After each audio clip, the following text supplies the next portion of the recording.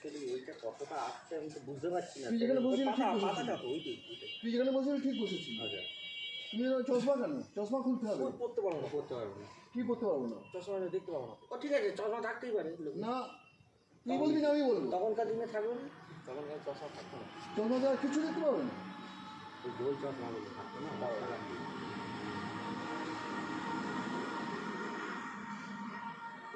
যখন পড়বো তখন সব বোঝা যাবে, তাও না বুঝতে যাবে না ক্যামেরা তো।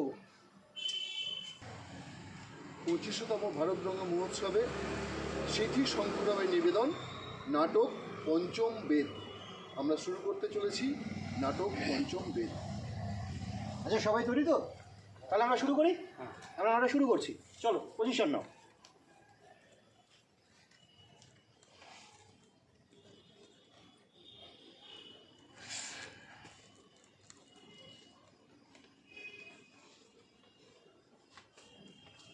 প্রণাম প্রণাম গুরুদেব।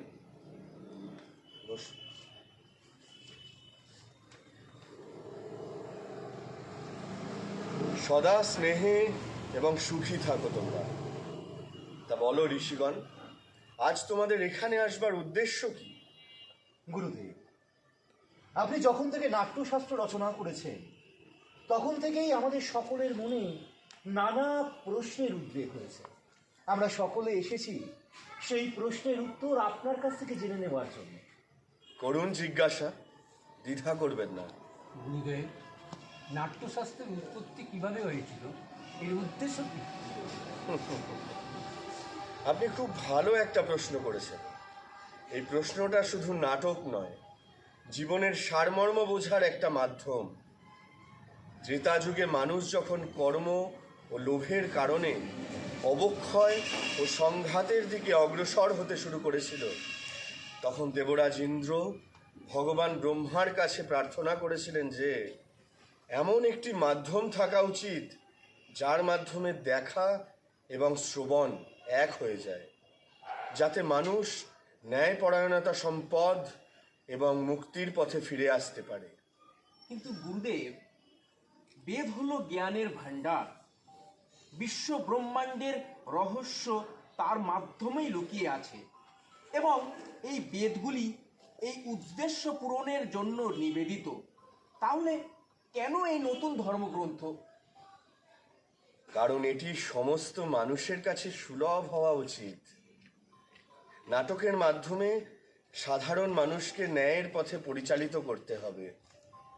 এই শুভ উদ্দেশ্য ভগবান ব্রহ্মা 4টি বেদের উপাদানগুলিকে একত্রিত করে নাটকের শিল্পে তৈরি করেছিলেন। গুরুদেব, 4টে বেদের উপাদানগুলি একত্রিত করে সেটা কি গুরুদেব? নাটকে যে পাঠটি শুনেছেন তা ভগবান ব্রহ্মা কর্তৃক ঋগ্বেদ থেকে উদ্ভূত। এই সুন্দর গানের ভিত্তি সামবেদ থেকে, সুরটি যজুর্বেদ থেকে নেওয়া এবং সারাংশটি অথর্ববেদ থেকে নেওয়া হয়েছে। 4টি বেদের উপাদানকে নাট্যবিজ্ঞানে অন্তর্ভুক্ত করে এটি তৈরি করা হয়েছে। গুরুদেব, নাটক কি শুধু দেবতাদের মনোরঞ্জনের জন্যই বানানো হয়েছে? না, প্রভু ব্রহ্মার সামনে দৈত্যরা এই প্রশ্ন তুলেছিলেন। তখন প্রভু ব্রহ্মা উত্তর দিয়েছিলেন যে নাট্যশাস্ত্র সবার জন্য। এটি এমন একটি মাধ্যম যা দেবতা, দৈত্য এবং মানুষ সমস্ত ভালো এবং মন্দ কাজের মধ্যে হস্তক্ষেপ করে। নাটক তো দুঃখ থেকে, ক্লান্তি থেকে তথাপীড়িত মানুষকে আরাম দেওয়ার একটি উপাদান।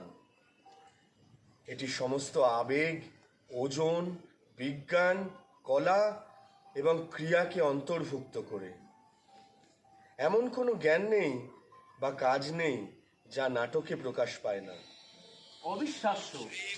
সমগ্র সৃষ্টির সূচনা লৌকিক এবং অলৌকিক, বহু ধর্মীয়, সমস্ত প্রাণীর ভারের ব্যবস্থাপনায় শিল্প।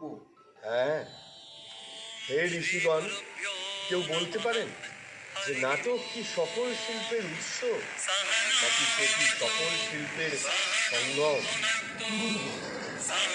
নাটক শিল্প আসলে অসাধারণ এক শিল্প, বেঁচে থাকার জন্য যেরকম শ্বাস প্রশ্বাসের প্রয়োজন, সেরকমই নাটক অপরিহার্য। কিন্তু আমাদের সমাজ কেন এই বিষয়টিকে গুরুত্বের সঙ্গে দিচ্ছে না? এই শিল্পকে কেন অপ্রয়োজনীয় বলে মনে করা হচ্ছে? আমরা শিল্পী, নিছক অভিনয় শিল্পী নই। শিল্প সৃষ্টি করা আমাদের কর্তব্য। আমাদের ক্ষেত্রে কর্তৃপক্ষকে অবশ্যই শিল্পের অনুশীলনগুলিকে সমর্থন করতে হবে এবং সংস্থান এবং সুযোগ সরবরাহ করতে হবে। নাটক শুধু শিল্প নয়, এটি সমাজের প্রতিচ্ছবি। এটি মানবতাকে সত্যের পথে পরিচালিত করার একটি মাধ্যম। রঙ্গমঞ্চ ভৌগোলিক সীমানা অতিক্রম করে সম্পূর্ণরূপে মানবতার কথা বলে। আজও রঙ্গমঞ্চ সমাজের বৈষম্য দূর করে সমাজের সাম্যের বোঝা নিয়ে আসে। নিঃসন্দেহে এই ওজন পৃথিবীকে এক পরম দেশে পরিণত করতে পারে। এই আশা ও প্রত্যাশা নিয়ে আমি নাট্যচর্চাকে পঞ্চম বেদ বলে অভিহিত করেছি, যা সমাজ, শিল্প ও শিল্পীদের অধিকার দেয়। পঞ্চম বেদ সমস্ত রাগের জ্ঞান। ঋষিরা আপনারা আগমনের অপেক্ষায় আছেন তাদের পরিবেশনা উপস্থাপনের জন্য। চলুন আমরা গিয়ে নাটকটি উপভোগ করি। এই জাতির প্রত্যাশা সকলের জন্য পূরণ হোক। আনন্দের পৃথিবী সর্বদা সমৃদ্ধ এবং আনন্দে পূর্ণ থাকুক। পৃথিবী সব সময় তাপীয় আকাশের উপরে থাকে। পুণ্যবানরা সর্বদা নির্ভীক থাকুক এবং দুষ্টরা ধ্বংস হোক।